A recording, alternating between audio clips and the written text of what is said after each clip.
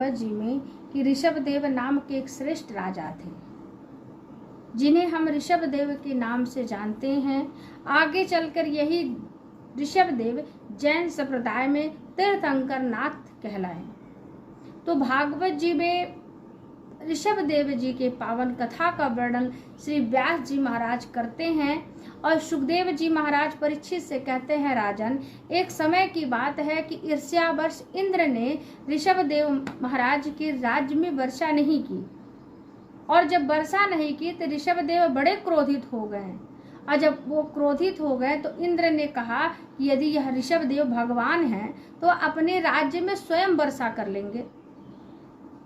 कर देंगे। तब इंद्र की मूर्खता पर ऋषभदेव जी महाराज ने अपने अजनाब खंड में उन्होंने खूब वर्षा कराया। ऋषभदेव ने गृहस्थ धर्म की शिक्षा देने के लिए इंद्र की दी हुई उनकी कन्या जयंती से विवाह किया ऋषभदेव ने, और उनसे अपने ही समान गुणों वाले 100 पुत्रों की उत्पत्ति करते हैं। और ऋषभदेव जी महाराज ने अपने जीवन के आखिरी समय में उन्होंने वैराग्य धारण किया। और जब वो वैराग्य धारण किया तो उनके ऊपर कोई यदि धूल फेंकता, पत्थर फेंकता, उन्हें कोई गालियां देता तो ऋषभदेव जी महाराज कहते, कोई बात नहीं है, क्योंकि ये संसार के लोगों की प्रवृत्ति बन चुकी है। दूसरों को सताने में, दूसरों को परेशान करने में, दूसरों को अगले को बड़ा आनंद आता है। संसार के लोगों का सुख इसी में है। दूसरा परेशान है तो हम बड़े खुश हैं, दूसरे के जीवन में दुख है तो हम बड़े प्रसन्न हैं, बड़े खुश हैं। तो ऋषभदेव जी कहते हैं, कोई बात नहीं है, ये संसार के लोगों की प्रवृत्ति बन चुकी है। तो ऋषभदेव ने अपने जीवन के आखिरी समय में उन्होंने वैराग्य धारण किया और अपने 100 पुत्रों में से ज्येष्ठ पुत्र अर्थात भरत जी को राज्यपाट उन्होंने सौंपा, और उन्हीं के नाम से लोग अजनाब खंड को भारतवर्ष कहने लगे। और ऋषभदेव जी महाराज ने अपने जीवन में वैराग्य धारण करते हैं और अपने 100 पुत्रों को और अपनी प्रजाजनों को एक दिन बड़ा सुंदर ज्ञान का उपदेश देते हुए कहते हैं, नायम देहो देह भाजाम नृलोके कष्टान कामा नरहते बिडभुजामि तपो दिव्यम पुत्रकायेन सत्वम शुद्धेत तस्माद् ब्रह्म सौख्यम त्वनंतम। क्या कहा? हे पुत्रों, हे प्रजाजनों, इस संसार में मृत्यु लोक में ये जो शरीर मिला है, क्या खाना पीना, सोना, संतान उत्पन्न करना, यही धर्म है। इसीलिए हमें मनुष्य का तन मिला है, क्योंकि हमारे साथ साथ जानवरों को भी प्राप्त होता है यह सुख। यदि हम आहार लेते हैं, यदि हम खाते हैं, तो जानवर क्या उपवास सोते हैं? क्या वो नहीं खाते? सूकर, बिल्ली, कुत्ते इत्यादि नहीं खाते? हम सोते हैं, क्या वो नहीं सोते? हम संतान की उत्पत्ति करते हैं, क्या सूकर के संतान नहीं होते? बिल्ली की संतानें नहीं होती? बंदर के, कुत्ते के संतान नहीं होते?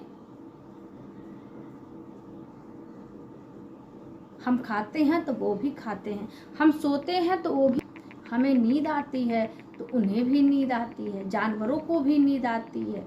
गाय, बैल, चिड़िया, कौवा, कृमि, शूकर इत्यादि, बिल्ली, हम सबकी संतानें होती है, उनकी भी संतानें होती है। और हमें डर लगता है सांप, बिच्छू, छिपकली, काकरोच से डर लगता है, तो उन्हें भी हमसे डर लगता है। तो कहा, अंतर किस बात की है? बस मानव धर्म को जानता है। अब ये जो जानवर है वो धर्म से विहीन है, धर्म से विमुख है। इसलिए कहते हैं, धर्मेण हीना पशुभी समाना। जिस व्यक्ति के जीवन में धर्म नहीं है वो पशुवत जिंदगी जीता है, वह पशु के समान है। तो ऋषभ देव जी महाराज कह रहे हैं कि जो सुख हमें मिलता है, जो सुख मनुष्यों को प्राप्त होता है, वह जानवरों को भी प्राप्त होता है। इसलिए हमें ऐसे सुख की प्राप्ति करनी चाहिए जिस सुख का कभी अंत नहीं होता है। वह सुख क्या है? वह ब्रह्म सुख है, वह ब्रह्मानंद है। हमें भगवान की प्राप्ति करनी चाहिए। तो ब्रह्मानंद की सुख कैसे प्राप्त होगा? कहा तपो दिव्यम, हमें तप करना चाहिए, अर्थात तपस्या करना चाहिए। कैसे? हमें हरि नाम संकीर्तन करना चाहिए। क्या चिड़िया, कौवा, बिल्ली, कुत्ते, बंदर कर सकते हैं? नहीं कर सकते हैं। हम मनुष्य ही ऐसी योनियां हैं जो हम अपने आप को नरक में पड़ सकते हैं, हम अपने आप को नरक में डाल सकते हैं, नहीं तो हम अपने आप को मोक्ष पद की प्राप्ति कर सकते हैं। कलयुग में तो केवल नाम ही भगवत भवसागर से पार करने वाला है। तो ऋषभ देव जी महाराज कहते हैं कि हमें ऐसे सुख को पाने का प्रयत्न करना चाहिए जिसका कभी अंत नहीं होता, जो अनंत है, जो ब्रह्मानंद है। ऐसे सुख का प्राप्त करना चाहिए, ऐसे सुख का प्राप्त करने का हमें प्रयत्न करना चाहिए, भगवान का नाम संकीर्तन करना चाहिए। तो ऋषभ देव ने अपने 100 पुत्रों को, अपनी प्रजाजनों को समझाया और कहा ऐसे सुख को प्राप्त करने का प्रयत्न करो जिसका कभी अंत नहीं होता, जो यहाँ भी काम आने वाला है और आगे वहाँ भी काम आने वाला है। इसलिए ऋषभ देव जी महाराज ने ज्ञान का उपदेश दे करके अपने बड़े पुत्र भरत जी को राजगद्दी सौंपा। इसलिए देखिए, मनुष्य का तन यदि मिला है तो हमें भजन करना चाहिए, हमें अपने जीवन में धर्म को धारण करना चाहिए। तो कहा भजन करने से होता क्या है? देखिए, यदि आपके जीवन में लिखा है एक्सीडेंट होगा और उस एक्सीडेंट में आपका सर फट जाएगा, आपके पैर कट जाएंगे, आपके हाथ कट जाएंगे, तो ऐसा होगा यदि आप भजन करेंगे तो सर जहाँ फटने वाला था, जहाँ आपकी मृत्यु होने वाली थी, वहाँ थोड़ा सा खरोच आएगा, थोड़ा सा खरोच आएगा, थोड़ी सी चोट आएगी। इसलिए भजन करना चाहिए। यदि हम भजन करते हैं, भगवान का स्मरण करते हैं, अपने जीवन में धर्म को धारण करते हैं, तो हमें आत्म शक्ति मिलती है, हमें दैव शक्ति मिलती है, हमें परमानंद की प्राप्ति होती है, हमें ब्रह्म सुख की प्राप्ति होती है।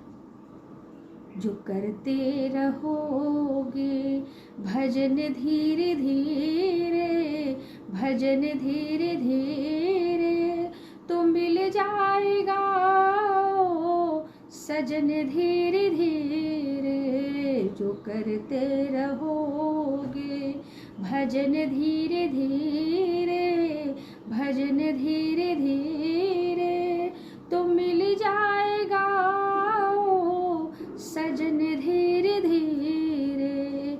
कोई काम दुनिया में मुश्किल नहीं है,